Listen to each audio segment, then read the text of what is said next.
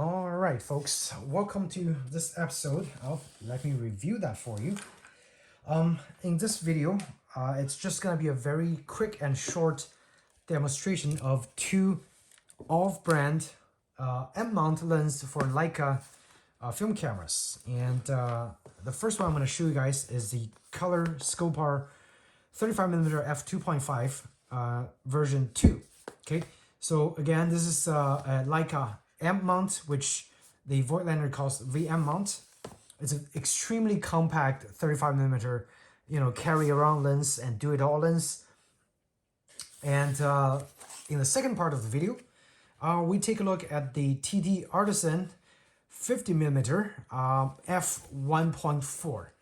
So this is kind of like a poor man's version of the Leica Similux F1.4, but obviously at a fraction of the cost. And of course, we are not doing any optical tests for the lens as of yet, because I am actually returning my Leica M mount or Leica M2 back to where I bought it. And however, I do have a Leica M to Sony FE mount adapter coming. So I'm gonna actually try those lenses on my Sony cameras just for some cool effects. But this video, I want to show you guys the physical presentation of those two lenses, and let's do a quick unboxing. All those lenses I bought are used in mint condition. And the Color Skopar, again, it's actually both of them costs almost the same. Okay, one is 35mm, fairly slow aperture speed, and one is 50mm fast aperture speed. But the packaging of the Color Skopar, very simple, styrofoam and some manuals and guarantee cards, and that's pretty much it. For the Color Skopar, it is made in Japan by Cosina, which is a big camera manufacturer that does a lot of stuff for Zeiss and Voigtlander and a whole bunch of other things. But this is what's inside the box. This is pretty much it. As you guys can see, extremely compact. Okay, if I take the back cap off, front cap off, this is how big the lens is. It's like practically nothing. And the lens actually doesn't protrude as much because of the, M-mount design.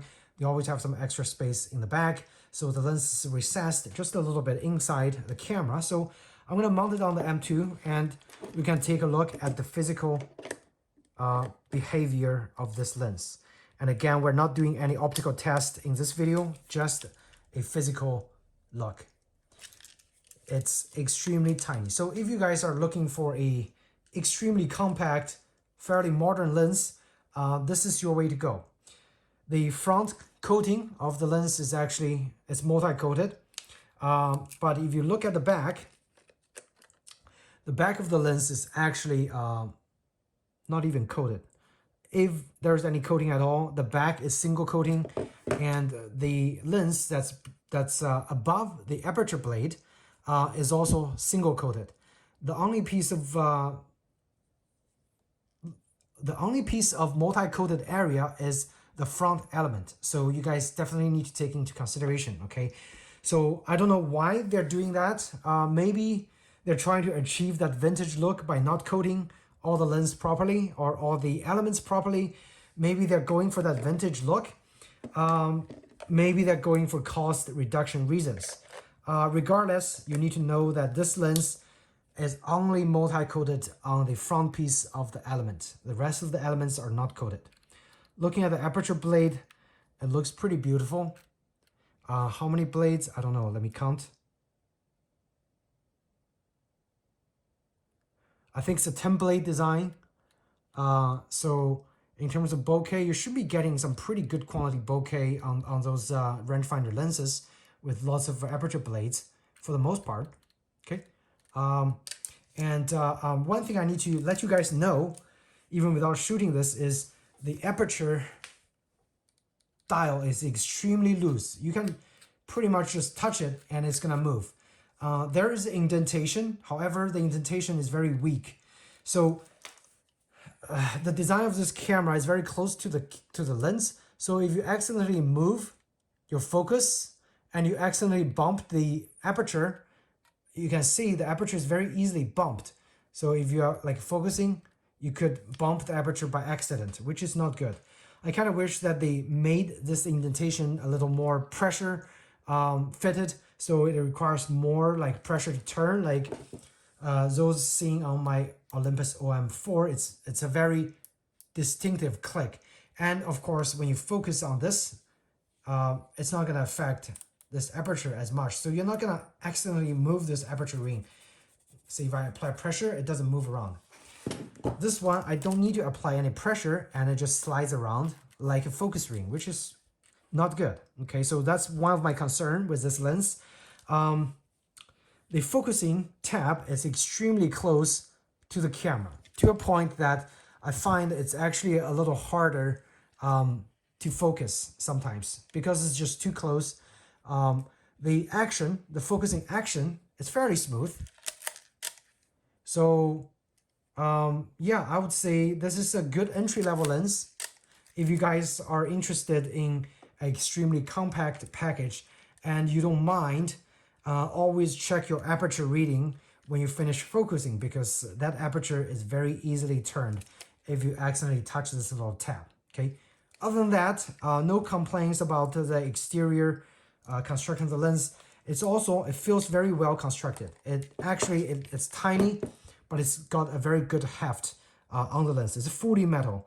I don't see much plastic elements here. I think this is okay. So this is plastic, and this little tab here is metal. The only thing plastic is the I don't know how do you call this little thumb pusher. This is plastic. Everything else is metal. Okay, so very well constructed lens. Now let's put this aside. We're gonna take a look at the Artisan 50mm F1.4. And again, I bought those budget lens, because I bought my M2. But I didn't realize that the M2 is not the perfect camera for me. So, or like even a Leica system. I really don't like the design of where the shutter clicker is. It's just way too far for me to reach, like when I'm composing, and kind of makes my hand getting more fatigued during long shoots. And for the time being, I'm gonna revert back again to my Konica 3A. I absolutely love this camera. It's so compact and so slim, fits into the hand perfectly, and this shutter is at the perfect position where I need it to be when I'm composing. Okay, so again, that is the reason I'm getting rid of my M system setup. So Leica's M2 is going to be gone first, and eventually I'm going to sell those two lenses. But I figured, you know, before I use it, why not just let you guys see what it looks like on the actual Leica camera. This is the Artisan, TTArtisan 50mm F1.4 Aspherical. This is the outside packaging, very plain, cheap looking, if you ask me. This is inside packaging. Kind of looks like a watch. They kind of make this look like it's an expensive piece of jewelry, but in fact it's not. It's very affordable. This is a lens design. It looks like it's in 7 groups, 10 elements. So this is a basic design of the lens. And opening up, you have, again, I also bought this used. You have your lens clean cloth. Doesn't look like it's ever being opened. You have your warranty card. Yep, right here. Warranties against the defect for up to, I think, 3 years. Oh, okay, 2 years. 2-year warranty for this lens. And you have your lens focusing adjustment paper. So you need this because the lens comes out of the factory unadjusted. So what you have to do is you have to wow, this lens is really hefty, guys. Like, and also this is a little adjustment screw, I think. If you unscrew the back of the lens, you loosen those screws, or you move the screw and you turn this ring to get to the correct distance between the back element and the your Leica's focus plane. It's not an issue for digital cameras. However, if you do have a film camera, it's going to be a little tricky to do the focusing adjustment because it comes from the factory unadjusted. And since I bought this lens used, I don't know if the previous owner actually adjusted the lens or not. I certainly hope so. But this is what the lens looks like. It's extremely heavy, 500 grams. It's full metal construction. Okay, including the little tab here. It's also fully metal. Looks like aluminum inside out. Okay, and again, it's a very hefty lens. It's very big. Okay, this is a 50mm on my Olympus OM4 Ti, and this is a 50mm on the Leica. But again, this is 1.8 and this is 1.4. So I mean, half a stop faster for like twice or almost 3 times the weight of the other 50mm, even for SLR. Not sure if the weight, sacrifice is justified with the performance. I don't know. We'll find out in the next video that I'm going to put out when I get the actual M to FE adapter to use it on my Sony camera.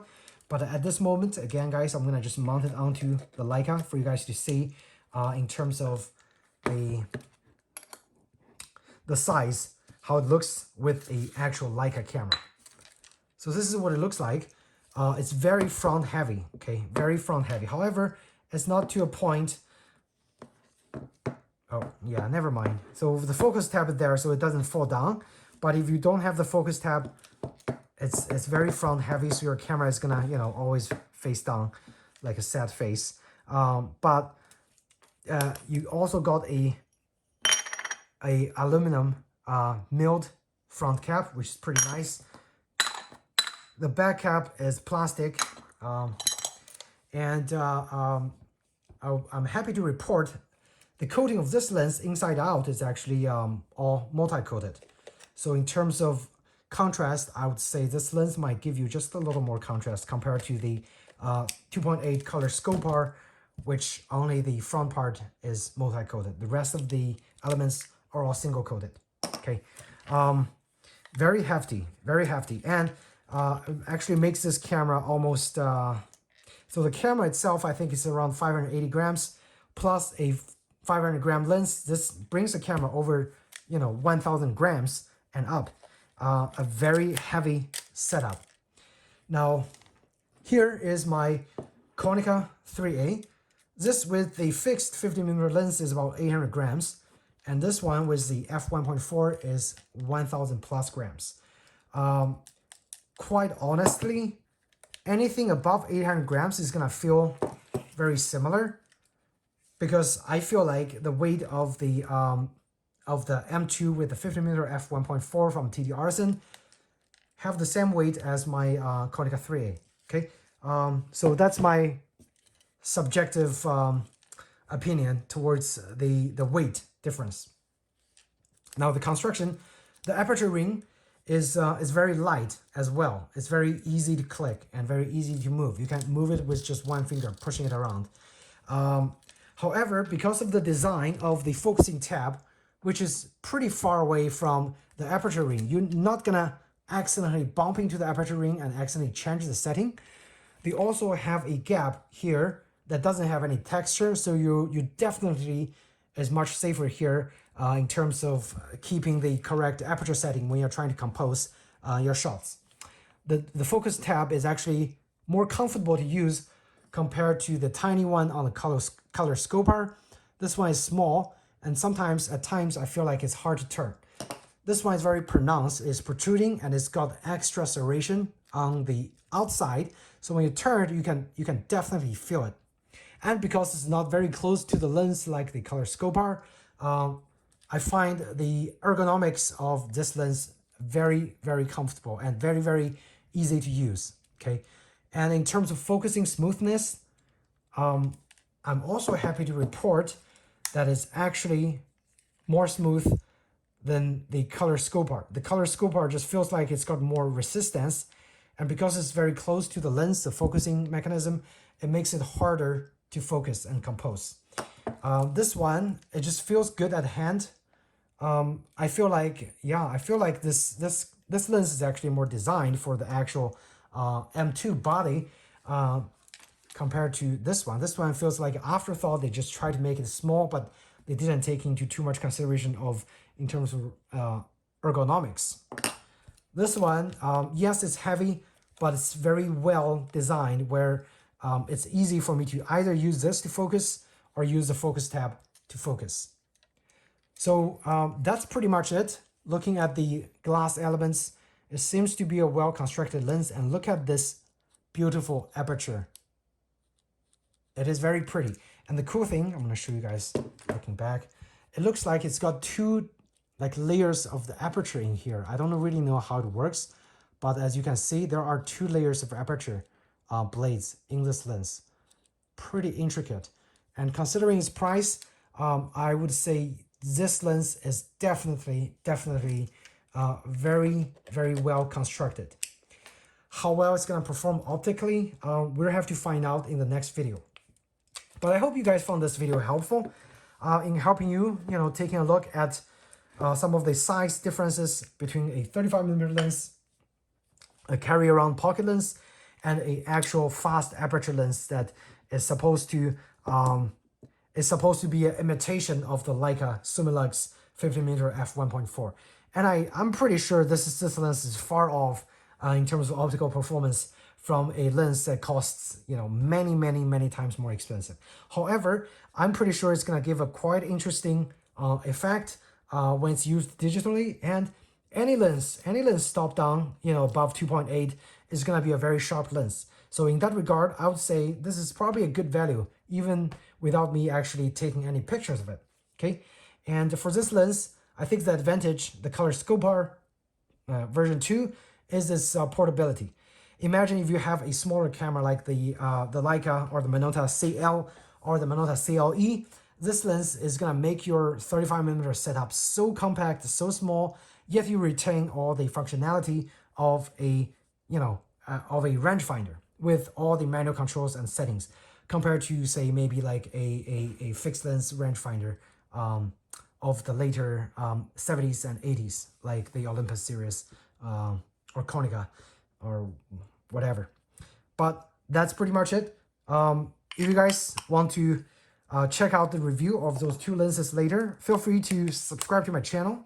And if you do find this video helpful, please do hit that like button, and again, subscribe for new contents, film photography related contents coming out for you guys. And thanks again for watching this video. I'll see you guys in the next one. Take care.